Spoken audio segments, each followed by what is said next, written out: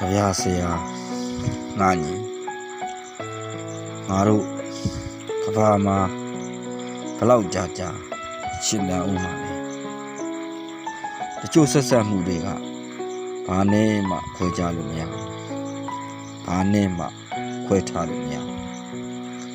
အိမ်ဦးနဲ့ကြမ်းပြင်လို့ပေါ့ကဗျာနဲ့ငါတို့လို့ပေါ့ကဗျာဆရာငါညီငါတို့ကလူသားဆန်သူတွေပါငါတို့ကစက်ရုပ်မဆန်သူတွေပါအတွင်းသားတဲ့ဒီစိတ်ဝင်လာတဲ့နှင်းပြားလေးတွေနဲ့အေးချမ်းခြင်းမိရဲ့ဘုရားဆရာ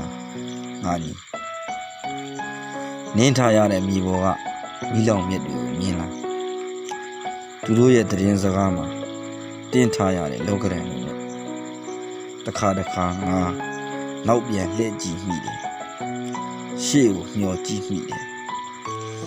နောက်ပြန်ရောက်သွားတယ်လားရှေ့ကိုရောက်သွားတယ်လားဆိုတာ